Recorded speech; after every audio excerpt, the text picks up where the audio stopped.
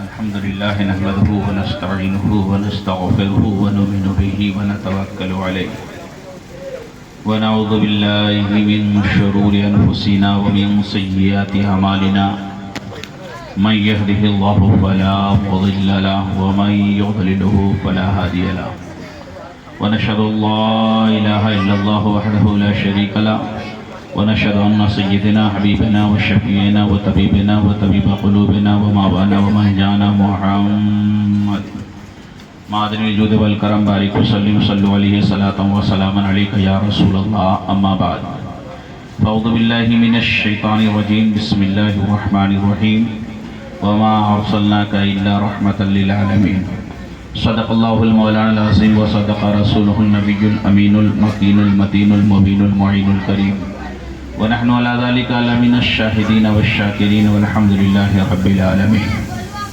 اللهم نور قلوبنا بالقرآن وزين أخلاقنا بالقرآن ونجنا من النار بالقرآن وادخلنا الجنة من القرآن كما قال الله تعالى في شأن حبيبه ونبيه مخبرا وآمرا إن الله وملائكته يصلون على النبي يا أيها الذين آمنوا صلوا عليه وسلموا تسليما درود پاک اللہم صلی علی سیدنا حبیبنا و شفیعنا و طبیبنا و طبیب قلوبنا و ماونا من جانا محمد معدن الجود والکرم بارک وسلم صلو علیہ الصلاة والسلام علیکہ یا رسول اللہ صلی اللہ تعالی علیہ وسلم. جملہ حمد و ثنا تعریف و توصیف اس رب کائنات کے لیے جس نے ہماری اور آپ کی تخلیق فرمائی.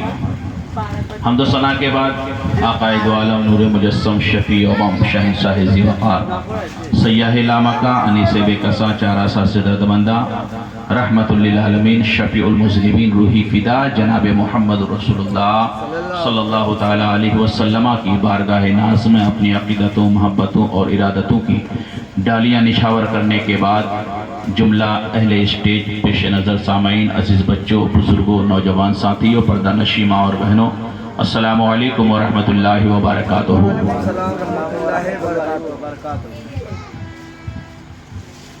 کرسی آگے لے لیجیے. آجا بابو پیچھے والے آگے آجا. جو کرسیاں خالی ہیں کر لو, پیچھے والی کرسی چھوڑ دو.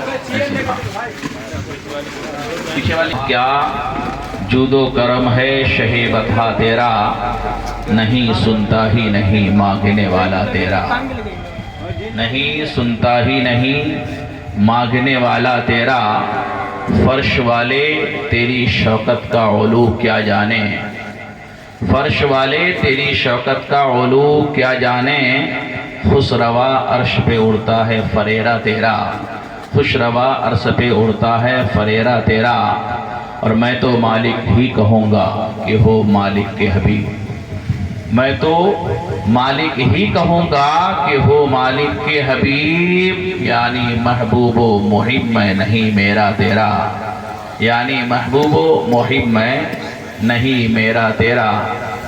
بزرگان ملت اسلامیہ بڑی دیر سے آپ حضرات تقریر اور نعت سماعت کر رہے تھے. بنگلہ تقریر بھی آپ نے سماعت کی, اردو تقریر بھی آپ نے سماعت کی. اس سلسلے کی آخری کڑی دیر ہی سے صحیح میں حاضر آ گیا ہوں. تھوڑی دیر آپ حضرات بیٹھے ہیں. میری آواز جہاں تک بھی جا رہی ہوں توجہ کا طالب ہوں, چونکہ یہ محفل عام محفل نہیں ہے. نبی کائنات صلی اللہ تعالی علیہ وسلم جو پوری کائنات کا مرکز ہیں, پوری کائنات کے مالک و مختار ہیں, پوری کائنات کے آئیڈیل ہیں, ہم تمام لوگوں کی مرکز عقیدت ہیں, جن کی وجہ سے ہمیں انسانیت ملی, جن کی وجہ سے ہمیں روحانیت ملی, جن کی وجہ سے ہمیں جینے کا سلیقہ ملا, جن کی وجہ سے ہمیں فرما روائی ملی. ہم ایسے کی محفل میں بیٹھے ہوئے ہیں تو ہمیں باادب بیٹھنا ضروری ہے ہمارے لیے. اس لیے کہ آدمی جب باادب بیٹھتا ہے اور فرشتے ان کے اس بیٹھنے کو دیکھتے ہیں تو اللہ کی بارگاہ میں جا کر یہ فرشتے اس کی گواہی دیا کرتے ہیں۔ سینکڑوں سال ہو گئے سرکار کو اس دنیا میں تشریف لائے ہوئے، 1400 سال سے زیادہ گزر گیا ہے، لیکن جب ربیع الاول کا مہینہ آتا ہے، حالات اور ماحول کی شگفتگی یہ بتا رہی ہے کہ 1400 سال پہلے نہیں بلکہ کوئی ابھی ادھر سے چل کے گزرا ہے۔ فرش سے عرش تک، عرش سے لامکاں تک ہے، فرش سے عرش تک، عرش سے لامکاں تک ہے، کہاں کھولے تھے گیسو یار نے خوشبو کہاں تک ہے، کہاں کھولے تھے گیسو یار نے خوشبو کہاں تک ہے۔ اور اعلیٰ حضرت عظیم البرکت فاضل بریلوی علیہ الرحمہ بول اٹھے، عرش پہ تازہ چھیڑ چھاڑ، فرش پہ طرفہ دھوم دھام، عرش پہ تازہ چھیڑ چھاڑ، فرش پہ طرفہ دھوم دھام، کان جدھر لگائیے تیری ہی داستان ہے، کان جدھر لگائیے تیری ہی داستان ہے۔ وہ ایک عجیب چیز تھی، ایک عجیب معاملہ تھا کہ نبی کائنات صلی اللہ تعالیٰ علیہ وسلم کی تشریف آوری سے قبل حالات اس قدر انسان کے دگرگو تھے کہ انسان کو اپنا وقار، اپنے عزیز و اقارب کا وقار، اپنا ادب، اپنا تہذیب، اپنا تمدن، تمام چیزیں بازار میں بکتا ہوا نظر آ رہا تھا، لیکن سرکار دو عالم صلی اللہ تعالیٰ علیہ وسلم تشریف فرما ہوئے، اللہ تبارک و تعالیٰ نے پکار کر فرمایا وَمَا أَرْسَلْنَاكَ إِلَّا رَحْمَةً لِلْعَالَمِينَ۔ فکر مند ہونے کی ضرورت نہیں ہے، پریشان ہونے کی ضرورت نہیں ہے۔ اب جن چیزوں سے تم ڈر رہے تھے، جن چیزوں سے تم خوف کھا رہے تھے، جو تمہارے طریقے میں شامل نہیں تھا، ہم نے اس کو پوری کائنات کے لیے رحمت بنا کر بھیجا ہے۔ سرکار تشریف لائے، ایسا نہیں ہے کہ نبی صرف ہمارے ہی لیے رحمت ہے، بلکہ کائنات کا ذرہ ذرہ اللہ تبارک و تعالیٰ نے نبی کے رحمت کے سائے میں رکھ دیا ہے۔ پوری دنیا میں سب سے زیادہ طاقتور اور پاورفل اگر اللہ نے بنایا ہے تو اس انسان کو بنایا ہے۔ کیوں؟ اس لیے کہ آپ دیکھتے ہیں کہ ایک ہوا ہے، جب یہ اپنی روانی پہ آتی ہے، اپنے چلنے پر آتی ہے، تو طوفان بن کر یہ ہوا پوری دنیا کو تہس نہس کر دیتی ہے، لیکن یہ انسان جب اپنی ضد پر آتا ہے تو ہزاروں من لوہے کو اکٹھا کرتا ہے اور ہوائی جہاز بنا کر ہواؤں کے سینے کو چڑھ کر بھی آگے نکل جایا کرتا ہے۔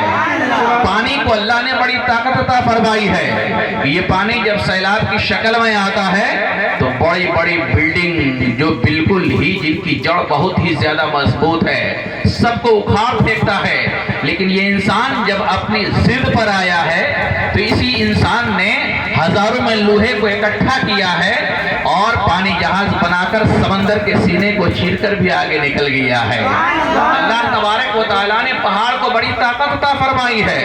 قرآن خود ارشاد فرماتا ہے کہ یہ پہاڑ، یہ زمین کی میخ ہے، زمین کی کیل ہے، اگر یہ پہاڑ نہیں ہوتا تو یہ زمین پانی میں دھس جاتا، لیکن اللہ تبارک و تعالیٰ نے اس انسان کو کون سی ایسی طاقت عطا فرمائی ہے کہ یہ انسان جب اپنی ضد پر آتا ہے تو کبھی پھاوڑا کے ذریعے سے، کبھی مشین کے ذریعے سے، کبھی ہاتھ سے، کبھی کلہاڑی لے کر پورے پہاڑ کو، بڑے بڑے پتھروں کو سنگ ریزے میں چھوٹے چھوٹے ٹکڑوں میں تبدیل کر دیا کرتا ہے۔ یہ طاقت کون سی تھی، یہ عقیدت کون سی تھی کہ اس انسان کو، انسان جب ضد پر آتا ہے تو پانی کو بھی نہیں دیکھتا ہے، ہواؤں کو بھی نہیں دیکھتا ہے، پہاڑ کو بھی نہیں دیکھتا ہے۔ ہاں غور کرو، اللہ تبارک و تعالیٰ نے اس انسان کے اندر ایک طاقت رکھی ہے، وہ کون سی طاقت تھی؟ اللہ تبارک و تعالیٰ نے پوری کائنات کو پیدا فرمایا اور قرآن نے ارشاد فرمایا ہے وَإِنْ أَرَدْنَا الْأَمَانَةَ، علی الجبال، پروردگار نے تمام چیزوں کو پیدا فرمانے کے بعد ایک امانت پیدا فرمائی ہے۔ وہ امانت کیا ہے ابھی میں بتاؤں گا۔ اس امانت کو پیدا فرمایا اور اس امانت کو پہاڑ کے اوپر رکھا۔ اللہ تبارک و تعالیٰ نے پہاڑ سے کہا اے پہاڑ تو اس امانت کو قبول کر لے۔ پروردگار عالم کی بارگاہ میں پہاڑ نے عرض کیا الہ العالمین تو نے مجھے بڑی تقویت عطا فرمائی ہے، بڑا مضبوط بنایا ہے، لیکن میں اس امانت کو قبول نہیں کر پاتا، مجھے اس امانت کے اٹھانے کی صلاحیت نہیں ہے میرے اندر۔ اللہ تبارک و تعالیٰ نے ہواؤں کے اوپر اس امانت کو پیش فرمایا، ہوا نے بھی انکار کر دیا، پروردگار عالم تو نے بڑی طاقت عطا فرمائی ہے مجھے، لیکن اس امانت کو قبول کرنے کی صلاحیت ہمارے اندر نہیں ہے۔ پروردگار عالم نے پانی کے اوپر امانت کو پیش فرمایا، پانی نے بھی انکار کر دیا، گویا کہ مخلوقات جتنے بھی تھے کم و بیش 18,000 مخلوقات کے اوپر اس امانت کو پیش کیا، لیکن اللہ تبارک و تعالیٰ کے تمام بندے، یہ تمام مخلوقات اس امانت کو قبول کرنے سے قاصر رہا۔ عرض کرنے لگا الہ العالمین اس امانت کو ہم قبول نہیں کر سکتے، اس لیے کہ اس امانت کو اٹھانے کی صلاحیت ہمارے اندر موجود نہیں ہے۔ اب اللہ تبارک و تعالیٰ نے ارادہ فرمایا آدم کو دینے کا، آدم اس امانت کو تو قبول کر لے۔ قرآن نے ارشاد فرمایا ہے فَحَمَلَهَا الْإِنسَانُ، جب اس انسان کے اوپر اس امانت کو رکھا، اس امانت کو پیش کیا تو اس انسان نے اس امانت کو اٹھا کر اپنے سر پہ رکھ لیا۔ اللہ تبارک و تعالیٰ نے ارشاد فرمایا اے انسان چونکہ تمام جتنے بھی مخلوقات ہمارے تھے، تمام مخلوقات نے امانت کو قبول کرنے سے انکار کر دیا، تو نے اس امانت کو قبول کیا ہے، اس لیے میں نے تجھے 18,000 مخلوقات کا سردار بنا دیا ہے۔ اب وہ امانت کون سی تھی جسے اللہ تبارک و تعالیٰ نے پہاڑ کے اوپر پیش کیا؟ پہاڑ نے منع کر دیا، پانی کے اوپر پیش کیا تھا، پانی نے منع کر دیا تھا، ہواؤں کے اوپر پیش کیا تھا، ہوا نے منع کر دیا تھا۔ وہ امانت کون سی تھی؟ آؤ حدیث سے پوچھتے، حدیث تو بتا کہ وہ امانت کون سی تھی؟ اللہ کے پیارے نبی ارشاد فرماتے ہیں کہ اللہ تبارک و تعالیٰ نے وہ عشق پیدا فرمایا تھا کہ فرشتوں نے اس عشق کو لینے سے منع کر دیا، کہا جناتوں نے اس عشق کو لینے سے منع کر دیا، ہواؤں نے اس عشق کو لینے سے منع کر دیا، انسان نے اس عشق کو لیا تو اس انسان کے عشق کو لینے کی بنیاد پر اللہ تبارک و تعالیٰ نے تمام مخلوقات کا سردار بنا دیا ہے۔ پتہ یہ چلا کہ انسان کے اندر ایک چیز ہے جو عبادت بھی ہے اور عشق بھی ہے۔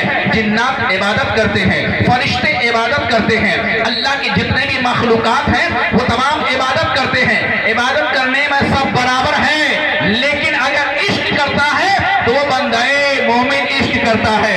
یہی عشق جب پنپتا ہے تو کوئی صدیق اکبر بن کر چمکا کرتا ہے، کوئی فاروق اعظم بن کر چمکا کرتا ہے، کوئی عثمان غنی بن کر چمکا کرتا ہے، کوئی علی مرتضیٰ شجاع کا بہادر بن کر چمکا کرتا ہے، اور کوئی یہی عشق جب پنپتا ہے تو کوئی جنتی نوجوانوں کا سردار بن کر چمکا کرتا ہے۔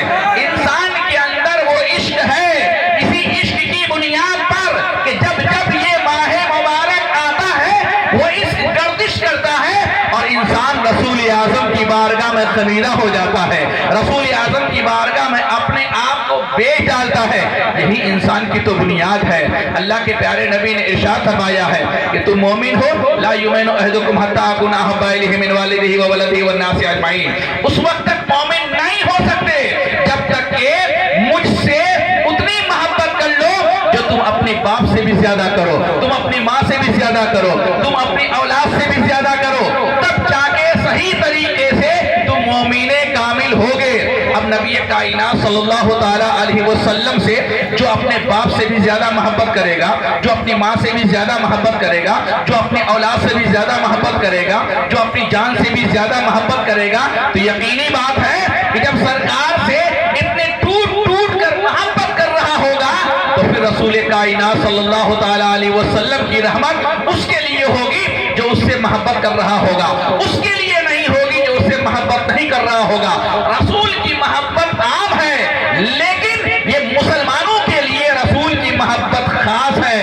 سرکار تشریف لائے نبی کائنات صلی اللہ تعالیٰ علیہ وسلم کی، اور یاد رکھو سرکار دو عالم صلی اللہ تعالیٰ علیہ وسلم سے محبت صرف آپ نہیں کرتے ہو، نبی کائنات سے ہر مخلوق محبت کرتا ہے۔ آؤ میں آپ کو وادی سرکار میں لے چلوں، مسجد نبوی ہے، مسجد نبوی کے سامنے مسجد کا چبوترا ہے جس کو صفہ کہا جاتا ہے. اس صفے میں اس سرکار دو عالم صلی اللہ تعالیٰ علیہ وسلم روزانہ عصر کے بعد دور دراز سے آئے ہوئے لوگوں کو سبق دیا کرتے تھے, درس دیا کرتے تھے. نبی درس دے رہے ہیں, اپنے پیر کو چبوترے سے باہر رکھے ہوئے ہیں, چبوترے پر بیٹھے ہوئے ہیں, پیر باہر ہے, تمام صحابہ موجود ہیں, صفہ پورا بھرا ہوا ہے. جتنے بھی صحابی تھے جو کچھ صفہ میں جگہ تھی وہاں بیٹھے, کچھ لوگ مسجد نبوی کی دہلیز میں بیٹھے. اتنے میں صحابی رسول کہتے ہیں کہ سرکار اپنے پیر کو لٹکائے ہوئے تھے. ایک جانور آیا جس کو آپ گدھا بولتے ہو, جو وہ جانور آیا, آنے کے بعد سرکار کے قدم ناز کو بوسا دیا, اور بوسا دینے کے بعد نبی کائنات صلی اللہ تعالیٰ علیہ وسلم کے چہرے انور کی طرف دیکھنے لگا. صحابہ بڑے حیران و پریشان ہیں کہ ایک جانور آیا ہے, اور وہ بھی جانور جو عقل میں سب سے زیادہ کمزور ہوا کرتا ہے, ایسا جانور جس کو لوگ توہین اور تذہیب کی نگاہ سے دیکھتے ہیں, وہ سرکار کے قدم ناز کو بوسا دیا, ٹکٹکی باندھ کر نبی کو دیکھ رہا ہے. نبی کائنات صلی اللہ تعالیٰ علیہ وسلم نے اس جانور کے سر پہ ہاتھ رکھا, وہ جانور اپنا منہ سرکار کے کان کے پاس رکھا. کیا کہا سرکار جانتے ہیں, وہ جانور جانتا ہے, رب کائنات جانتے ہیں. صحابہ کہتے ہیں کہ ہم لوگوں کا تجسس بڑھا, ہم لوگ سوچنے لگے یا اللہ ماجرا کیا ہے, اس جانور کے اندر بولنے کی طاقت نہیں ہے, اس جانور کے اندر سننے کی طاقت نہیں ہے, لیکن نبی کے کان میں آ کر اس جانور نے کیا کہا. اتنے میں صحابہ نے دیکھا کہ سرکار دو عالم صلی اللہ تعالیٰ علیہ وسلم نے بھی اپنے منہ کو اس جانور کے کان کے پاس کیا اور کچھ بھی بڑھایا, کچھ بولے. صحابہ حیران و پریشان ہیں کہ اس جانور نے سرکار سے کیا کہا, نبی نے کیا جواب دیا, نبی نے کیا کہا, اس جانور نے کیا سنا. حیرت کی انتہا نہ رہی. وہ جانور تھوڑی دیر کے بعد دور ہٹ کر بیٹھ گیا. صحابی رسول کھڑا ہوتے ہیں, عرض کرتے ہیں یا رسول اللہ فدا کا بھی وہ امی, میرے ماں باپ آپ پر قربان. اے اللہ کے مقدس نبی, وہ جانور آیا تھا, اس نے آپ کے پائے ناز کو بوسا دیا, ہم تمام لوگوں نے دیکھا.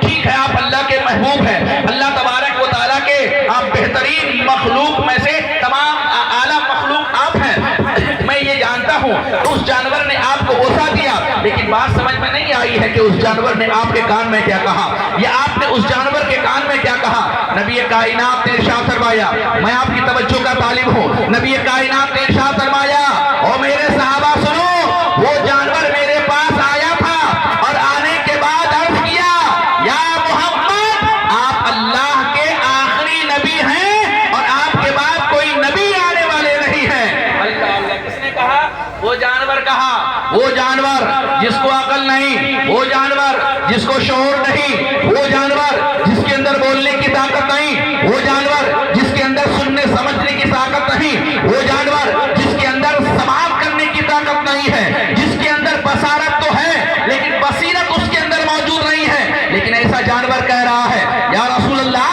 آپ اللہ کے آخری نبی ہیں. نبی کی بارگاہ میں صحابہ نے عرض کیا یا رسول اللہ, اور اس جانور نے کیا کہا. نبی فرماتے ہیں اس جانور نے یہ بھی کہا, اے اللہ کے مقدس نبی آپ اللہ کے آخری نبی ہیں اور میں اپنے خاندان کا آخری فرد ہوں, میرے بعد اب میں نے کسی سے جفتی نہیں کی ہے, میری کوئی اولاد آنے والے نہیں ہیں. اے اللہ کے مقدس نبی آپ مجھے اپنی غلامی میں قبول کر لیجئے. کس نے کہا تھا, ایک جانور تڑپ رہا ہے نبی کی بارگاہ میں, نبی کی غلامی میں آنے کے لیے. کون ایسا جانور ہے, سرکار سے کتنی محبت ہے, سرکار سے کتنی عقیدت ہے. انسان جلسہ کر کے یہ سمجھ لے کہ میں نبی سے محبت رکھتا ہوں, انسان نبی کی بارگاہ میں ہدیہ پیش کر کے یہ سمجھ لے کہ میں نبی سے محبت کرتا ہوں. محبت یہ نہیں ہے, محبت تو یہ ہے کہ نبی ہمیں کہہ دے کہ یہ میرا غلام ہے, تب جا کے محبت ادا ہو.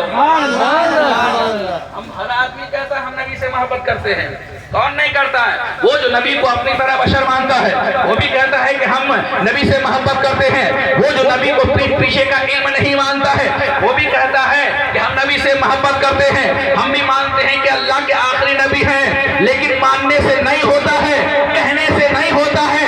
نبی جسے کہہ دے یہ میرا غلام ہے, قیامت تک اس کی زندگی سنورتی ہوئی نظر آتی ہے. یا رسول اللہ تو پھر آپ نے اس جانور سے کیا کہا؟ نبی نے ارشاد فرمایا میں نے اس کو اپنی غلامی میں قبول کر لیا ہے۔ اب حدیث کے الفاظ سنو، حدیث میں آیا ہے کہ نبی نے اپنی غلامی میں اس جانور کو لے لیا۔ اس جانور کا کیا کام تھا؟ نبی نے اس جانور کو اپنی غلامی میں لینے کے بعد اس کو ایک نام دیا۔ تاریخ اسلام میں جس کا نام یافور ہوتا ہے، اس گدھے کا نام یافور رکھا۔ اس کا کام کیا ہوتا تھا؟ کام یہی ہوتا تھا کہ جب کسی صحابی کو بلانا ہوتا، نبی ارشاد فرماتے جاؤ عثمان غنی کو بلا کر لے آؤ۔ یہ جانور جاتا عثمان غنی کے دروازے کے اوپر اپنے منہ کو مارتا اور حضرت عثمان غنی باہر نکلتے، یہ اپنے سر سے اشارہ کرتا، عثمان غنی سمجھ جاتے نبی نے بلایا ہے۔ نبی کی بارگاہ میں حاضر آتے، حضرت عبداللہ ابن مسعود کو بلانا ہوتا، ان کے پاس جاتے، ان کے دروازے پر مارتے، حضرت عبداللہ ابن مسعود واپس سرکار کی بارگاہ میں آ جاتے۔ ابو بکر کا بلانا ہوتا، یہی جانور جاتا تھا۔ عمر فاروق اعظم کو بلانا ہوتا، یہی جانور جاتا تھا۔ الغرض جتنے بھی صحابی کو بلانا ہوتا، نبی اشارہ فرماتے، وہ جانور جاتا اور نبی کی بارگاہ میں بلا کر لیا تھا۔ اب ذرا ذہن کو قریب کرو، میں نے عالم تصورات فرض کیا، اے پروردگار عالم، اس جانور کو اتنی سکت کہاں سے آ گئی؟ اس جانور کو اتنی ہمت کہاں سے آ گئی؟ اس جانور کو اتنی جرأت کہاں سے آ گئی؟ جبکہ تاریخ یہ بھی بتاتی ہے کہ نبی نے اس جانور کا لگام پکڑ کر، اس جانور کا نکیل پکڑ کر کہیں کسی کے دروازے کو نہیں دکھایا کہ یہ ابو بکر کا دروازہ ہے، یہ عمر فاروق اعظم کا دروازہ ہے، یہ عثمان غنی کا دروازہ ہے، یہ حضرت عبداللہ ابن مسعود کا دروازہ ہے، یہ حضرت عبداللہ ابن عباس کا دروازہ ہے، یہ حضرت عبداللہ ابن عمر کا دروازہ ہے۔ نہیں نہیں، اس جانور کو سرکار نے کبھی بھی اپنے ہاتھ سے اس کا نکیل پکڑ کر اس جانور کو نہیں بتایا تھا کہ فلاں کا گھر یہ ہے، لیکن اس جانور کے اندر اتنی بصارت کہاں سے آ گئی، اتنی سمجھ کہاں سے آ گئی؟ حدیث پاک میں آتا ہے، مفسرین بیان کرتے ہیں اس جانور کے اندر طاقت نہیں تھی، لیکن جب سے نبی کا دست اقدس اس جانور کے اوپر رکھ کے لگا ہے، اللہ تبارک و تعالیٰ نے سننے کی بھی طاقت عطا فرما دی ہے، پروردگار نے سوچنے بھی کی طاقت عطا فرما دی ہے، پروردگار نے بولنے کی بھی طاقت عطا فرما دی ہے، پروردگار نے سمجھنے کی بھی طاقت عطا فرما دی ہے۔ یہ وہ ذات ہے کہ اگر جانور کے اوپر بھی اپنا رحمت ڈالتے تو جانور بھی بولنے لگتے ہیں۔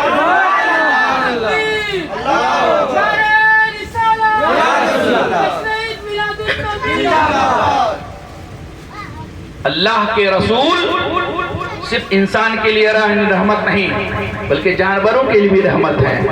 کون نہیں جانتا پتھر بول نہیں سکتا، کون نہیں جانتا پتھر سن نہیں سکتا، لیکن آؤ نبی سے پوچھتے ہیں یا رسول اللہ آپ انسان سے محبت کرتے ہیں اور کس سے محبت کرتے ہیں؟ تاریخ بتاتی ہے، بخاری شریف کی حدیث ہے، سرکار دو عالم صلی اللہ علیہ وسلم ارشاد فرماتے ہیں، حضرت علی مرتضیٰ رضی اللہ تعالیٰ عنہ ارشاد فرماتے ہیں کہ نبی کائنات صلی اللہ تعالیٰ علیہ وسلم کے ساتھ ہم لوگ مدینے کے کھنڈرات سے گزر رہے تھے، مدینے کی گلیوں سے گزر رہے تھے، اوپر کھاوڑ جگہ سے گزر رہے تھے، چونکہ مدینہ منورہ یا تو ریگستان تھا یا پتھریلی زمین تھی، اوپر کھاوڑ راستے سے گزر رہے تھے۔ حضرت علی کہہ رہے دیکھ رہے ہیں، کبھی دائیں طرف دیکھ رہے ہیں، کبھی بائیں طرف دیکھ رہے ہیں، نبی کائنات صلی اللہ علیہ وسلم حضرت علی کے دائیں طرف ہیں۔ جب سرکار نے حضرت علی کا چہرہ اٹھا کر بار بار ادھر ادھر دیکھنا چاہا تو حضرت سرکار نے ارشاد فرمایا علی کیا دیکھ رہے ہو؟ حضرت علی نے عرض کیا یا رسول اللہ فدا کا ابی و امی، میرے ماں باپ آپ پر قربان، اے اللہ کے مقدس نبی ہم یہ دیکھ رہے ہیں یہ بیابان جنگل ہے، کہیں جانور بھی نظر نہیں آ رہا ہے، کہیں پرندہ بھی نظر نہیں آ رہا ہے، کہیں انسان بھی نظر نہیں آ رہا ہے، لیکن میں دیکھ رہا ہوں کہ یہاں جب ہم لوگ راستہ چل رہے ہیں تو چاروں طرف سے آپ کے اوپر درود و سلام پڑھنے کی آواز آ رہی ہے۔ اللہ اللہ، درود پڑھنے والا کون تھا؟ درود پڑھنے والا یا تو انسان ہوتا ہے، درود پڑھنے والا یا تو پرندہ ہوتا ہے، درود پڑھنے والا یا تو جانور ہوتا ہے، لیکن حضرت علی فرماتے ہیں کہ وہاں نہ تو کوئی پرندہ تھا، نہ تو کوئی انسان تھا، نہ تو کوئی چرند تھا، نہ تو کوئی جانور تھا، کسی کو نہیں دیکھا جا رہا تھا۔ نبی کائنات صلی اللہ تعالی علیہ وسلم نے ارشاد فرمایا یا علی انظر، آپ نے شہادت کی انگلی کو احد پہاڑ کی طرف اشارہ فرمایا اور فرمایا یا علی انظر یحب ھذا جبل احد یحبنی ونحبہ، اے علی سن لے یہ احد کا پہاڑ ہے وہ مجھ سے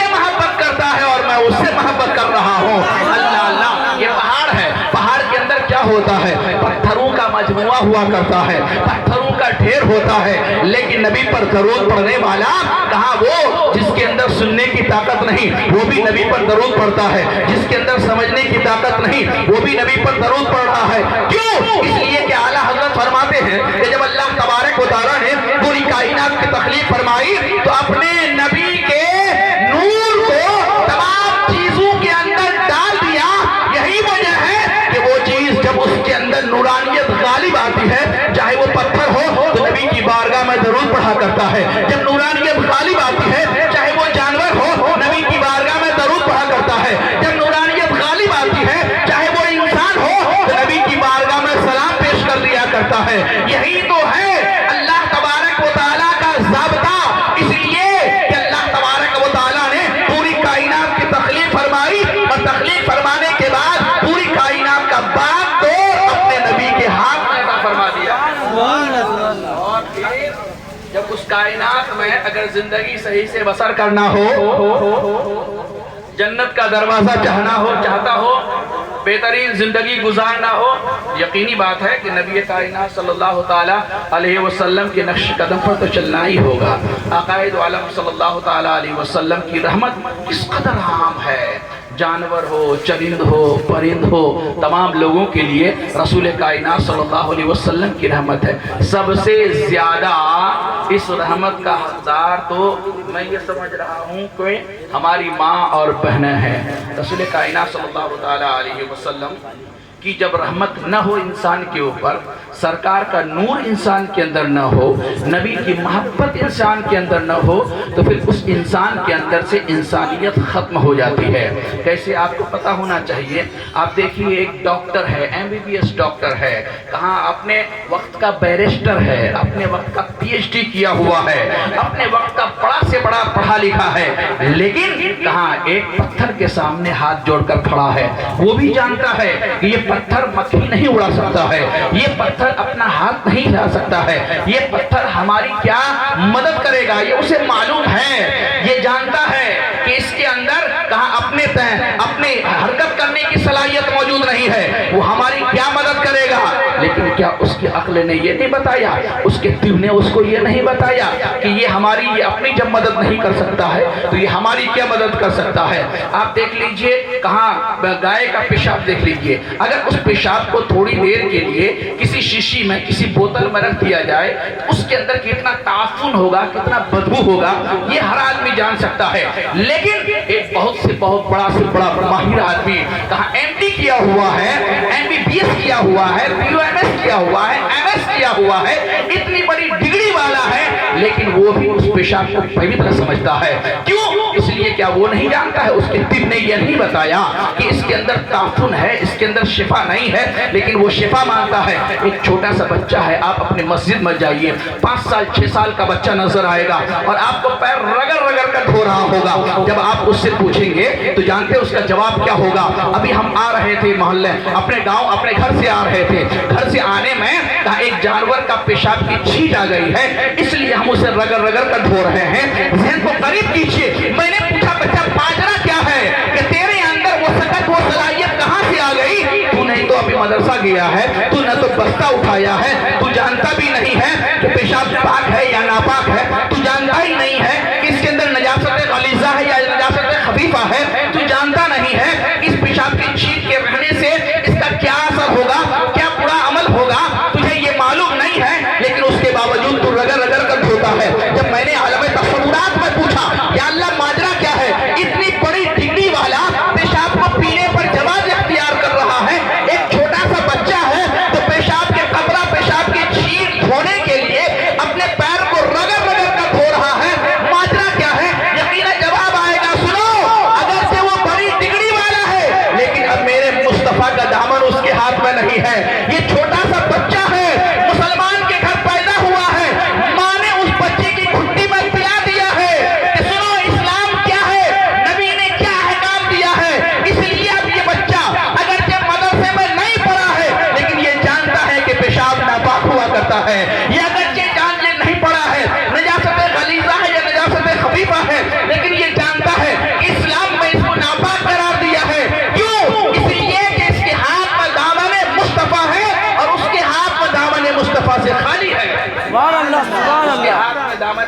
ہوا کرتا ہے وہ ہر جگہ پہ سرخرو ہوا کرتا ہے۔ یہ الگ بات ہے کہ حالات کے تحت حالات اور زمانے نے ہم کو اس قدر رسوا کر دیا ہے، وہ بھی رسوا اس لیے کیا ہے کہ ہم نے نبی کے دامن کو اپنے ہاتھ سے چھوڑ دیا ہے۔ ہم نے نبی کے دامن کو اپنے گلے کا توق نہ بنا کر صرف ہم اس کان سے سنتے ہیں نبی کے ذکر کو اور اس کان سے نکال دیا کرتے ہیں، اس کو اپنے دل میں نہیں لیتے ہیں۔ نبی کائنات صلی اللہ تعالیٰ علیہ وسلم کے نقش قدم پر آج بھی جو چلتا ہے، جس طریقے سے پہلے سرخرو تھا اور آج بھی سرخرو نظر آئے گا۔ سرکار دو عالم صلی اللہ تعالیٰ علیہ وسلم کی ایک ضعیفہ سرکار کی صحابیہ تھی۔ جب عورتیں ضعیفہ ہو جاتی ہیں، بوڑھی ہو جاتی ہیں، اس زمانے سے لے کے آج تک ہمارے یہاں بھی، اب تو ہمارا دستور بدل گیا ہے، ہمارے گھر میں ٹی وی ہے، ہماری ماں سے زیادہ ہماری نانی دادی بگڑی ہوئی ہے، ٹی وی کھولتی ہے، رات ہوتی ہے، جب نیند کا وقت آتا ہے تو بھی ٹی وی چلتا ہوا نظر آتا ہے، جب آنکھ کھلتی ہے تو قرآن کی تلاوت یا دیگر اذکار کے بجائے ہم ٹی وی ہی آن کرتے ہوئے بیدار ہوتے ہیں۔ لیکن سرکار کی صحابیہ تھی، سرکار کی صحابیہ اپنے نواسوں کو لے کر، اپنے پوتوں کو لے کر روزانہ لوڑیاں دیا کرتی تھی، ان کو سلایا کرتی تھی، اور سلانے میں کہاں ایسے بچے نہیں سوتے ہیں، بچوں کو لوڑیاں دیا جاتا ہے۔ ہر دور کا، ہر زمانے کا الگ الگ دستور ہے، کوئی اپنی مادری گیت گا کر بچوں کو سلاتے ہیں، کوئی نعت گا کر بچوں کو سلاتے ہیں، کوئی گانا گا کر بچوں کو سلاتے ہیں۔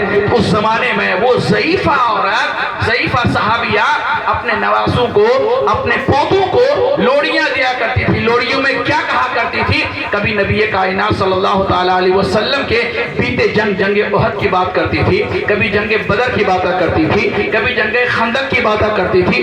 جنگوں کے حالات بیان کیے جا رہے تھے، بچے سن کر لوڑیاں سن کر سو جایا کرتے تھے۔ لیکن ایک وقت ایسا بھی آیا، ایک دن بچوں نے کہا دادی آج ہم لوڑیوں میں کہا جنگ کے بارے میں نہیں سنیں گے، جنگ احد کے بارے میں ہم نے سن لیا ہے، جنگ بدر کے بارے میں ہم نے سن لیا ہے، آج لوڑیوں میں جنگ کا مت سنائیے۔ دادی نے کہا کس چیز کے بارے میں سننا چاہتے ہو؟ فرمایا آج صاحب جنگ کے بارے میں سنا دیجئے کہ جنہوں نے جنگ کیا تھا ان کا چہرہ کیسا تھا، جنہوں نے جنگ کیا تھا ان کا حسن کیسا تھا، جنہوں نے جنگ کیا تھا ان کا رخ مبارک کیسا تھا، جنہوں نے جنگ کیا تھا کہ وہ اللہ کے کتنے قریب تھے۔ اتنا سننا تھا کہ وہ دادی کی آنکھوں سے آنسو کے قطرات جاری ہو گئے، وہ ضعیفہ صحابیہ رونے لگی، کافی دیر تک روتی رہی۔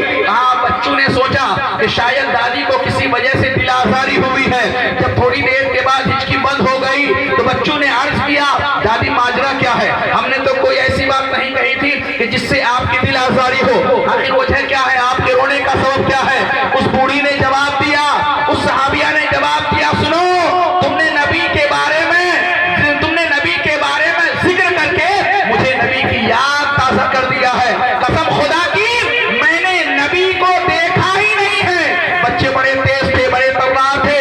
آپ نے بچوں نے کہا دادی اگر آپ نے نبی کو نہیں دیکھا ہے تو پھر آپ نبی کی صحابیہ کیسے ہیں؟ وہ عرض کرنے لگی سنو نبی کو اللہ تبارک و تعالیٰ نے سراپا نور بنایا تھا، کسی انسان کی آنکھوں کے اندر وہ طاقت نہیں، کسی انسان کی بصارت کے اندر وہ طاقت نہیں کہ جو نبی کے چہرے کو دیکھے۔ ہاں اتنا ضرور ہے کہ جب جب نبی کی یاد آتی تھی قرآن کھول کر بیٹھ جایا کرتی تھی، جب نبی کے رخ مبارک کی یاد آتی تھی والضحیٰ واللیل یا سجا کی تلاوت کر لیا کرتی تھی، جب نبی کے چشمان مبارک کی یاد آتی تھی ما زاغ البصر وما طغیٰ کی تلاوت کر لیا کرتی تھی، جب نبی کی زبان کی یاد آتی تھی وما ينطق عن الهوى ان هو الا وحی یوحیٰ کی تلاوت کر لیا کرتی تھی۔ گویا کہ جب جب نبی کی یاد آئی ہے میں نے قرآن کھولا ہے اور نبی کو دیکھ لیا ہے۔ اب میں یہ عرض کرنا چاہتا ہوں کہ ہم نے نبی کو تو دیکھا نہیں، وہ صحابیہ نبی کو دیکھ چکی تھی، اس کے بعد اگر دوبارہ نبی کو دیکھنا ہوتا تھا تو قرآن کھولتی تھی، بیٹھتی تھی، قرآن پڑھتی تھی اور نبی کی یاد کو تازہ کر لیا کرتی تھی۔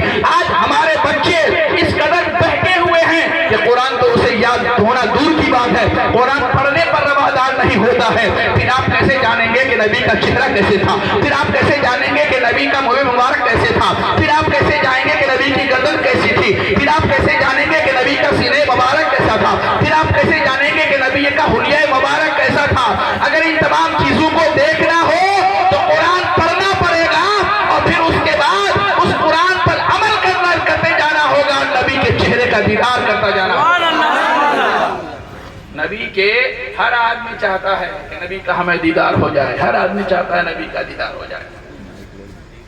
قبر میں جو نیکوکار ہوں گے، حدیث میں آتا ہے جو نیکوکار ہوں گے وہ اپنے جنازہ اٹھانے والے کو کہ دل میں یہ کہتے ہوئے نظر آئیں گے کہ جتنی جلدی ہو ہمارے جنازے کو قبر تک لے چلو۔ کیوں؟ دنیا میں اتنے دن رہے، اتنے لوگوں سے محبت کی، اتنے لوگوں سے دل لگایا، پھر اتنی جلدی کیا ہے؟ تو جانتے ہو اس کا عریضہ کیا ہوگا؟ اس کا عریضہ یہی ہوگا کہ جتنی جلدی ہو لے کر چلو، اس لیے کہ قبر میں نبی کا دیدار ہونے والا ہے۔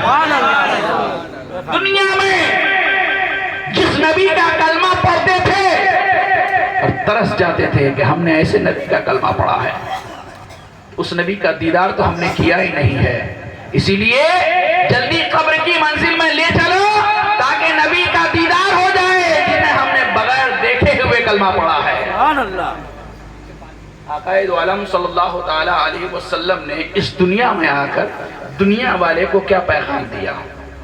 آج جن کو ہم تمام لوگ نظر انداز کیے ہوئے ہیں، پیغام یہ تھا نماز سے پہلے، نماز جو نازل ہوئی ہے وہ اعلان نبوت کے 5 سال بعد یا 7 سال بعد نازل ہوئی ہے۔ اعلان نبوت کے 5 سال تک نبی کائنات صلی اللہ تعالی علیہ وسلم اپنے جانثاروں کو، اپنے ماننے والوں کو، اپنے امتی کو کیا درس دے رہے تھے؟ 2 چیزوں کا درس دے رہے تھے، ایک سچ بولنے کا، ایک اللہ اور اللہ کے رسول سے محبت کرنے کا۔ اور ہم نے ان دونوں چیزوں کو چھوڑ دیا ہے۔ اللہ اور اللہ کے رسول کی محبت کہاں؟ ہم بظاہر کرتے ہیں، بباطن نہیں کرتے ہیں، دل سے نہیں کر پاتے ہیں۔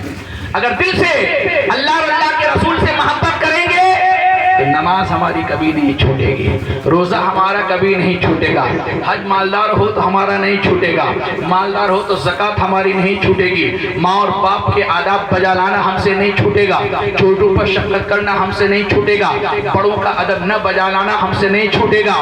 ہم نے نبی کی محبت اور اللہ کی محبت صرف دکھاوے کی ہے۔ اگر ہم دل سے محبت کریں گے تو یقینی بات ہے کہ اسلام کے مکمل ارکان اور اسلام کے مکمل احکام پر ہم ضرور عمل کر رہے ہوں گے۔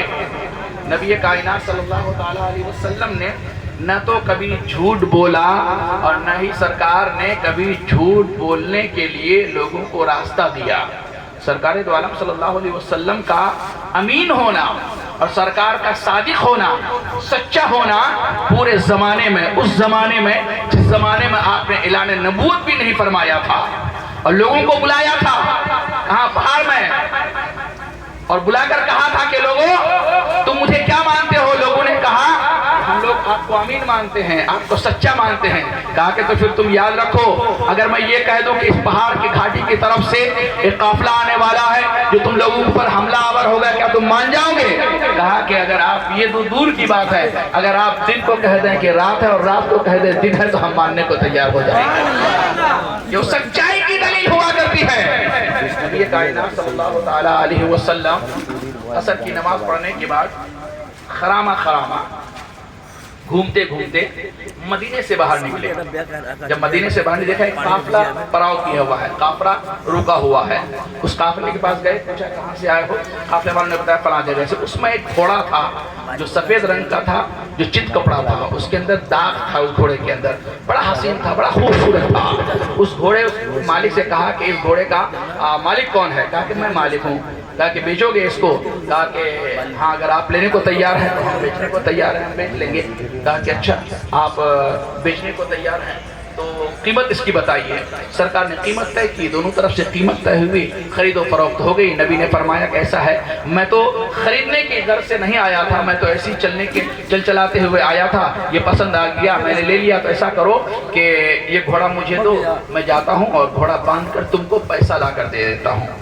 اس آدمی نے کہا کہ ٹھیک ہے لے جائیے، چل دیے۔ جب نظروں سے اوجھل ہو گئے، سرکار گھوڑے کا لگام پکڑ کر آگے بڑھے تو ایک ان لوگوں کے اوپر ایک عجیب سی کیفیت طاری ہوئی اور تمام لوگوں نے کہا کہ اس آدمی کو دیے ہو، اس آدمی کو جانتے ہو؟ کہا کہ نہیں ہم تو نہیں جانتے ہیں۔ کہہ رہے کہ نہیں جانتے ہو، تم نے سودا کر لیا، وہ بھی ادھار کا سودا، وہ بھی تم کو لا کر دے گا یا نہیں دے گا؟ اس نے کہا کہ تم جانتے ہو؟ کہا ہم بھی نہیں جانتے۔ اس نے کہا تم بھی جانتے ہو؟ ہم بھی نہیں جانتے ہیں، کسی نے نہیں جانتا ہے۔ تو پھر یہ سودا ہو گیا اور یہ لے کر گھوڑا چلا گیا۔ اگر کوئی پیسہ لا کر نہیں دے گا پھر کیسے ہوگا؟ اس کو تو کوئی جانتا بھی نہیں تھا۔ خیمے کے اندر جو قافلے کی سردار کی بیوی تھی، اس بہت دیر تک ان لوگوں کی باتیں سن رہی تھی، تو اس نے پردہ ہٹایا اور اس نے کہا کہ لوگوں سنو، اگر وہ آدمی پیسہ لا کر نہیں دیتا ہے تو اس کی ضمانت میں دیتی ہوں۔ لوگوں نے کہا اچھا تو جانتی ہے اسے؟ کہ نہیں جانتی تو میں بھی نہیں۔ تو جانتے؟ اگر نہیں جانتے میں بھی نہیں ہوں، میں بھی اسے پہچانتی نہیں ہوں۔ کہ جب پہچانتی نہیں ہے تو پھر ضمانت کیسے لیتی ہے؟ اس عورت نے کیا جملہ کہا تھا؟ اس سردار کی بیوی نے کہا تھا، اے لوگوں سنو، قسم رب کعبہ کی، اتنا حسین و جمیل آدمی کہ جس کے چہرے سے نور ٹپکتا ہو، جب وہ تم لوگوں سے کلام کر رہا تھا تو ان کے دندان مبارک کے جھروکے سے وہ پہاڑ کے اوپر عکس نظر آ جایا کرتا تھا، پورا پہاڑ چمک جایا کرتا تھا۔ قسم رب کعبہ کی، اتنا حسین و جمیل آدمی کبھی جھوٹا ہو ہی نہیں سکتا۔ تھوڑی دیر کے بعد بات چل رہی تھی، تھوڑی دیر کے بعد سرکار دو عالم صلی اللہ تعالیٰ علیہ وسلم کا قاصد آیا، پیسے لے کر آیا، کچھ الگ سے کھجور لے کر آیا۔ کہا کہ اس گھوڑے کا مالک کون ہے جو میرے نبی لے کر گئے تھے؟ کہا کہ ادھر لاؤ۔ کہا کہ ہاں میں اس کا مالک ہوں۔ کہا کہ نبی تم سے لے کر گھوڑے گئے تھے؟ کہا ہاں ہم سے لے کر گھوڑے گئے تھے۔ کہا کہ یہ نبی نے قیمت دی ہے اور کچھ کھجور ہے تم لوگوں کی ضیافت کے لیے، مہمان نوازی کے لیے دی ہے۔ قافلے والوں کے قافلے کے سردار نے کہا، اے قاصد سن لو، کھجور بعد میں دینا، قیمت پہلے دینا، پہلے یہ بتاؤ کہ وہ سونا ملے گا کہاں؟ ان کی بارگاہ میں ہمیں جانا ہے۔ فرمایا وہ کھجور کا جھرمٹ ہے، وہ کھجور کا باغیچہ ہے، وہیں بیٹھے ہوئے ہیں۔ تمام قافلے والے نبی کی بارگاہ میں جاتے ہیں اور قدموں میں نچھاور ہو کر تمام لوگ کلمہ سے مشرف ہو جایا کرتے ہیں۔ نبی کا چہرہ کو اللہ نے اتنا حسین و جمیل بنایا تھا کہ نبی کے چہرے کو دیکھ کر لاکھوں لوگ مسلمان ہوتے ہوئے نظر آ رہے ہیں۔ سرکار دو عالم صلی اللہ تعالیٰ علیہ وسلم کو نہ تو کبھی کسی نے خائن کہا، نہ تو کبھی کسی نے خلاف ورزی والا کہا۔ کیوں؟ اس لیے کہ آپ کا عمل ہی ایسا تھا، آپ کا معمول ہی ایسا ہوا کرتا تھا کہ نبی کی بارگاہ میں تمام لوگ، اس وقت تو ہم نے تو نبی کو دیکھا نہیں ہے، جب ہم نبی کو نہیں دیکھ کر بھی سرکار کی بارگاہ میں اتنے جھکے ہوئے ہیں کہ جب نبی کی میلاد ہوتی ہے تو 2 کوس 2 میل دور سے بھی لوگ ٹوٹ کر آ جایا کرتے ہیں کہ چلو نبی کا ذکر ہوگا، نبی کی ذکر کی محفل میں بیٹھنا ہے۔ لیکن وہ جنہوں نے سرکار کو دیکھا، جنہوں نے سرکار کی بارگاہ میں دیکھا، صحابہ سے سرکار نے ارشاد فرمایا تھا، آپ جیسے لوگوں کے لیے نبی نے پوچھا تھا، اور صحابہ کیا تم جانتے ہو کہ عجیب ایمان کس کا ہے، تعجب والا ایمان کس کا ہے، جس کے ایمان کو دیکھ کر تعجب لگے؟ صحابہ نے عرض کیا، یا رسول اللہ، عجیب ایمان فرشتوں کا ہوا کرتا ہے۔ سرکار نے ارشاد فرمایا، فرشتوں کے عجیب ایمان ہونے میں کون سی بات ہے؟ وہ تو ہمیشہ اللہ تبارک و تعالیٰ کے جلال میں رہتا ہے، پروردگار عالم کے جمال میں رہتا ہے، اللہ کا پیغام انبیاء کرام تک پہنچاتا ہے۔ وہ ایمان نہیں لائیں گے تو ایمان کون لائے گا؟ صحابی نے عرض کیا، یا رسول اللہ، پھر یہ سمجھ میں آتا ہے انبیاء کرام کا ایمان عجیب ایمان ہوا کرتا ہے، اس لیے کہ کسی نے اس کو ایمان لانے کے لیے کہا نہیں، لیکن وہ اللہ پر ایمان لا رہا ہوتا ہے۔ نبی نے ارشاد فرمایا، او میرے صحابہ، انبیاء کرام کے عجیب ایمان ہونے میں کون سی بات ہے؟ اس لیے کہ اس کے اوپر تو ہمیشہ وحی الہی کا نزول ہوتا رہتا ہے، فرشتے آتے رہتے ہیں، وہ ایمان نہیں لائیں گے تو ایمان کون لائے گا؟ صحابہ عرض کرتے ہیں، یا رسول اللہ، پھر تو یہی سمجھ میں آتا ہے کہ ہم لوگوں کا ایمان عجیب ہوا کرتا ہے۔ نبی نے ارشاد فرمایا کہ لوگوں، تمہارے عجیب ایمان ہونے میں کون سی بات ہے؟ تمہارا ایمان عجیب نہیں ہے، اس لیے کہ تمہارے سامنے تو سورج 2 ٹکڑا ہوتے ہوئے نظر آیا ہے، تم نے چاند کو ڈوب کر اٹھتے ہوئے دیکھا ہے، تم نے نبی کو کنکریوں سے کلمہ پڑھواتے ہوئے دیکھا ہے، تم نے درختوں کو اپنے سامنے سجدہ کرواتے ہوئے دیکھا ہے،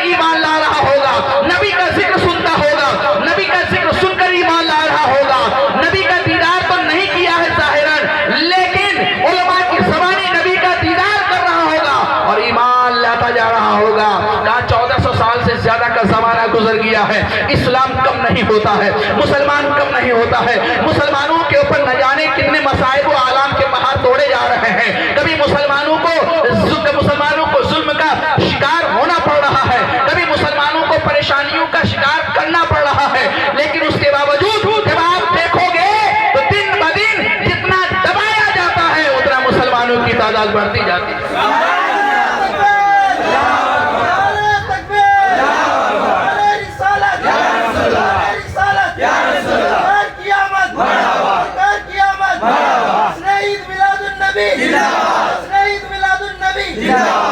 یہ اسلام کی حقانیت ہے، اگر اسلام کی حقانیت نہیں ہوتی تو ان مسلمانوں کو اس اسلام کو چیوٹی کی طرح مسل دیا جاتا، لیکن نہیں، ان الدین عند اللہ الاسلام، یہ دین جو اسلام ہے یہ اللہ تبارک و تعالیٰ کے نزدیک اسلام ہے، اور جو چیز اللہ کے نزدیک ہو اس دین کی محافظت، اس دین کی حفاظت اللہ تبارک و تعالیٰ نے لے لیا ہے۔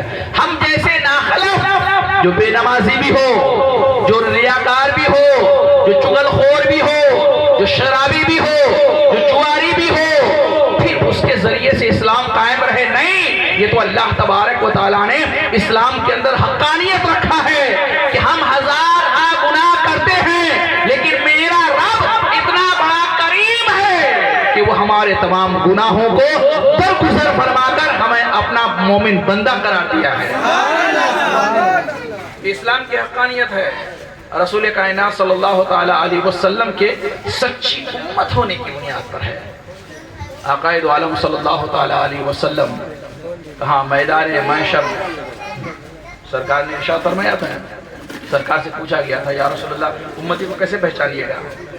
آج ہماری مسجدیں خالی پڑی رہتی ہیں، کافی لوگ ہیں، یہی کم سے کم مطلب کہ 100 آدمی تو نہیں ہو جائے، لیکن مسجدوں میں ایک سب سے زیادہ نہیں ہوتا ہے، چاہے یہاں آپ کی مسجد ہو یا ہماری بالی کی مسجد ہو یا کہیں بھی، ہر جگہ یہ دیکھا جاتا ہے 1 صف 1.5 صف، جہاں مسلمان کی بہت زیادہ تعداد ہے 2 صف 3 صف ہوا کرتے ہیں۔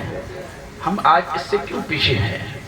یارو یاد رکھو، انسان جب پریشان ہوتا ہے تب وہ اللہ کی طرف بھاگتا ہے، لیکن نہیں، صرف پریشانی کے وقت رب نہیں ہوتا ہے، رب تو شکرانے کے وقت بھی ہوتا ہے۔ جب آپ خوش ہیں، اچھا کما رہے ہیں، اچھا کھا رہے ہیں، اچھا پی رہے ہیں، تو آپ کو رب کو تو زیادہ یاد رکھنا ہے تاکہ رب کیا کریں، ہمارے نعمتوں میں اور اضافہ فرما دے۔ قرآن نے ارشاد فرمایا ہے لَإِن شَكَرْتُمْ لَأَزِيدَنَّكُمْ، اگر تم میرا شکر گزار بندہ بن جاؤ گے تو میں اپنی نعمتوں میں اور اضافہ کر دوں گا، اور زیادہ کر دوں گا۔ لیکن ہمارے پاس جب نعمتیں آتی ہیں، جب عیش و عشرت آتی ہیں، تب تو ہم رب کو بھول جاتے ہیں، جب ہمارے پر پریشانیاں آتی ہیں تب ہم مسجد کے دروازے کے چوکھٹ کے اوپر چلے جایا کرتے ہیں۔ دوستو یارو یاد رکھو، آپ مومن کامل ہو، آپ ایمان والا ہو، آپ رسول سے محبت کرتے ہو، آپ رسول کے غلام ہو، آپ اللہ تبارک و تعالیٰ کے بہترین مخلوق میں ہو، آپ 18,000 مخلوقات کی سرداری آپ کو دی گئی ہے، لقد کرمنا بنی آدمہ کا تاج آپ کے اوپر رکھا ہے، کم سے کم اس کا تو پاش رکھو، اس کا تو لحاظ رکھو۔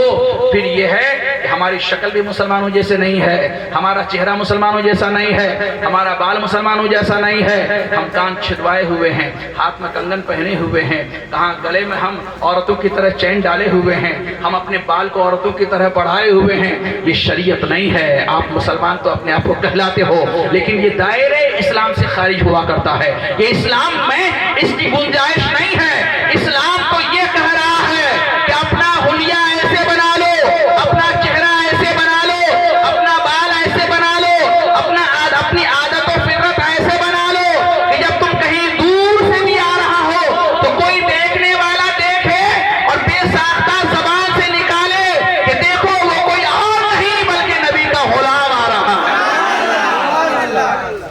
لیکن ہمیں تو دیکھ کر آج بڑا مشکل ہو جاتا ہے، جب کہیں راستے میں چلتے ہیں تو کس کو سلام کرو، کس کو سلام سلام کس کو کیا جائے نہ کیا جائے، اس لیے کہ شکل نہیں ہے ہماری ویسی، ہم کس کو سلام کریں گے؟ ایسا تو نہیں ہے کہ جس سے ہم سلام کرنے کے لیے جا رہے ہیں مسلمان بھی ہے یا نہیں ہے۔ اگر ہماری شکل ایسی ہوگی، اگر ہمارا چہرہ ایسا ہوگا، اگر ہمارے عادات و اطوار ایسے ہوں گے تو پھر یہ ہے کہ ایک مسلمان جب نکلے گا اور اسے مسلمان پر نظر پڑے گا، یقیناً سب سے پہلا جملہ جو اس کو ہوگا اس کے لیے دعائیں نکلے گی، السلام علیکم ورحمۃ اللہ وبرکاتہ، یہ نہ ہوگی، دعا نکلے گی۔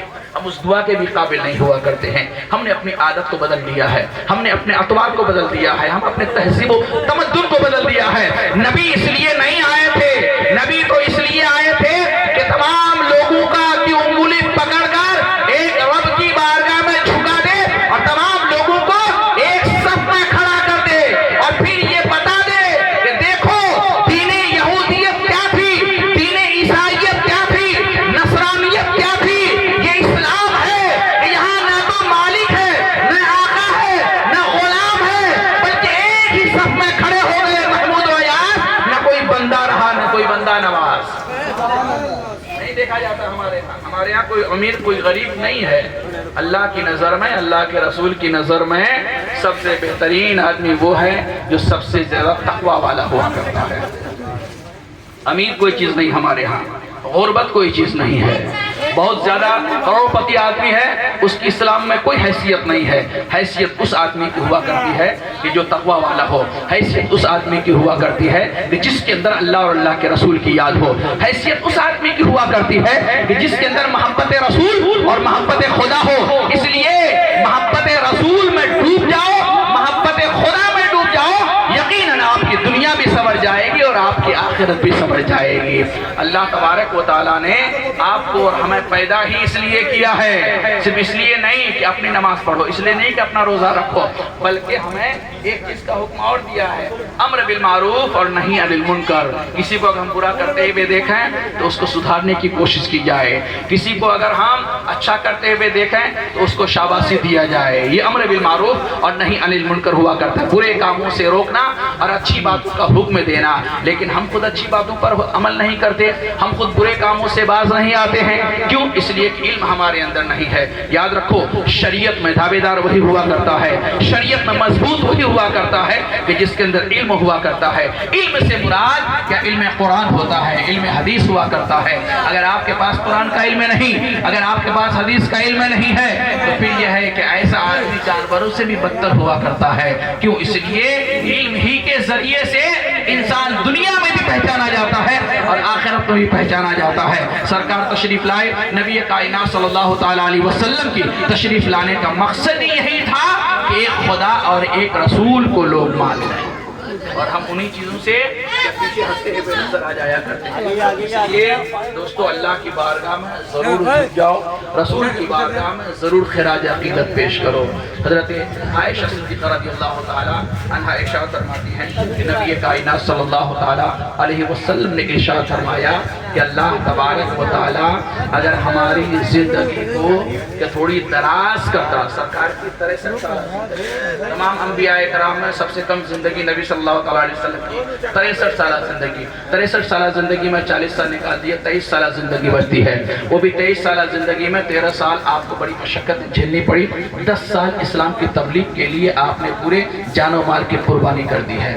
آپ نے ارشاد میں تھوڑی سی اگر زندگی اور ملتی تو اللہ تبارک و تعالیٰ کے اس دنیا میں بندے کو کوئی بھی بندہ ایسا نہیں ہوتا کہ جسے میں جنت کا حقدار نہیں بنا دیتا۔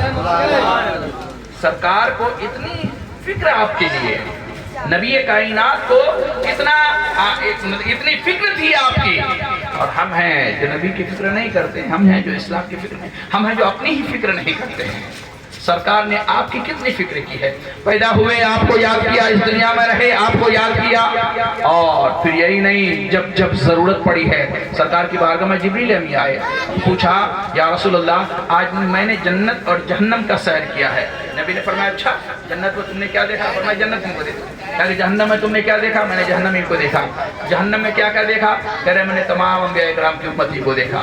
سرکار نے فرمایا کہ یا رسول اللہ تھوڑی دیر چپ رہے، اس کا فرمایا ہاں میں نے آپ کی بھی امت کو دیکھا ہے جہنم میں۔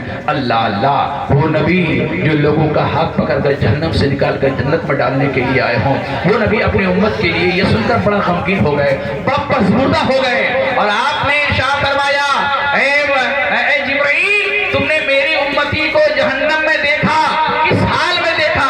عرض کیا دیا یا رسول اللہ بعض کو تو میں نے دیکھا جو پہاڑ کے اوپر چڑھایا جا رہا تھا دھکیل کر نیچے گرایا جا رہا تھا، پھر چڑھایا جا رہا تھا، پھر دھکیل کر نیچے گرایا جا رہا تھا۔ بعض کو تو ہم نے دیکھا ہے کہ ایک ہونٹ اوپر آسمان کی طرف جا رہا تھا، ایک ہونٹ کھینچ کر زمین کی طرف لے جایا جا رہا تھا۔ بعض کو ہم نے دیکھا ہے کہ کہاں اس کو جہنم میں ڈال دیا جاتا، پھر جہنم کی آگ اس کے پورے جسم کو جلا کر کہاں راکھ کر دیتا، پھر اللہ تبارک و تعالیٰ اسے نہر حیات میں ڈال کر اس کے جسم کو ثابت کرتا، پھر جہنم میں ڈالتا۔ اس طریقے سے میں نے دیکھا سرکار ابتدا ہو گئے، آنکھوں سے آنسو کے قطرات جاری ہو گئے۔ نبی کائنات صلی اللہ تعالیٰ علیہ وسلم صحابہ کی مجلس میں بیٹھے ہوئے تھے، اور اس کے بعد نبی کہاں صحابہ کی مجلس میں اٹھے، صحابہ کی مجلس سے اٹھ کر ریگستان کی طرف چلے گئے۔ چل چلاتی ہوئی دھوپ تھی، صحابہ حیران و پریشان ہیں، سوچ رہے ہیں کہ آخر ماجرا کیا ہے، نبی اچانک اٹھ کر کہاں چلے گئے ہیں۔ صحابہ بھی بے چین ہو گئے، پیچھے گئے، نبی کو نہیں دیکھا، نبی آنکھوں سے اوجھل ہو گئے تھے۔ نبی کائنات صلی اللہ تعالیٰ علیہ وسلم کہاں چلے گئے، ریگستان میں جا کر بالوں کے اوپر اپنی پیشانی کو رکھا اور اللہ تبارک و تعالیٰ سے راز و نیاز کی بات کی۔ ادھر صحابہ ڈھونڈتے ڈھونڈتے آگے بڑھے، دیکھا ایک چرواہا ہے، چرواہے سے پوچھا تم نے میرے نبی کو دیکھا ہے؟ چرواہے کہتے میں نہیں جانتا تیرا نبی کون ہے۔ فرمایا ایک الجھے ہوئے بال اور ایک گھٹالے ہوئے بال والے آدمی کو تم نے دیکھا ہے؟ کہا ہم نے دیکھا ہے، وہ فلاں جگہ پہ فلاں ریگستان میں اپنی پیشانی کو جھکائے ہوئے سجدہ ریز ہیں۔ صحابی جاتے ہیں نبی کائنات صلی اللہ تعالیٰ علیہ وسلم کی بارگاہ میں جا کر کھڑے ہوتے ہیں، نبی اپنی پیشانی کو زمین پر ٹکائے ہوئے ہیں۔ اللہ تبارک و تعالیٰ ارشاد فرماتا ہے وَلَسَوْفَ يُؤْتِيكَ رَبُّكَ فَتَرْضَىٰ، محبوب اپنے چہرے کو اٹھا لیجئے، محبوب اپنی پیشانی کو اٹھا لیجئے، محبوب آپ کا رب ان قریب آپ کو اتنا عطا فرمائے گا کہ آپ اپنے رب سے راضی ہو جائیں گے۔ آپ کا رب آپ کو ان قریب اتنا عطا فرمائے گا کہ آپ کا رب آپ سے راضی ہو جائے گا اور آپ اپنے رب سے راضی ہو جائیں گے۔ نبی ارشاد فرماتے ہیں وَإِنْ عَرْضَ وَوَاحِدٌ مِّنْ أُمَّتِي فِي النَّارِ، اے پروردگار عالم جب تک میرا ایک بھی امتی جہنم میں رہے گا تیرا رسول کبھی راضی نہیں ہوگا۔ پیار ہے آپ کے نبی کو آپ سے کتنی محبت ہے، آپ کے نبی کو آپ سے کتنی الفت ہے، آپ کے نبی کو آپ سے، لیکن ہم نے نبی سے کیا محبت کی ہے، نبی کی بارگاہ میں ہم نے کیا خراج عقیدت پیش کیا ہے۔ اس لیے نبی کے لائے ہوئے تمام اعمال پر ضرور عمل کیا کرو، نبی کے لائے ہوئے نبی کے بتائے ہوئے دین پر مکمل طریقے سے عمل کیا کرو، تب جا کے نبی کی بارگاہ میں صحیح طریقے سے خراج عقیدت پیش ہوگی۔ اللہ تبارک و تعالی ہم تمام لوگوں کی اس کاوش کو قبول و مقبول عطا فرمائے اور اس محفل کو قائم و دائم عطا فرمائے۔ وآخر دعوانا ان الحمدللہ رب العالمین۔ السلام علیکم ورحمۃ اللہ وبرکاتہ۔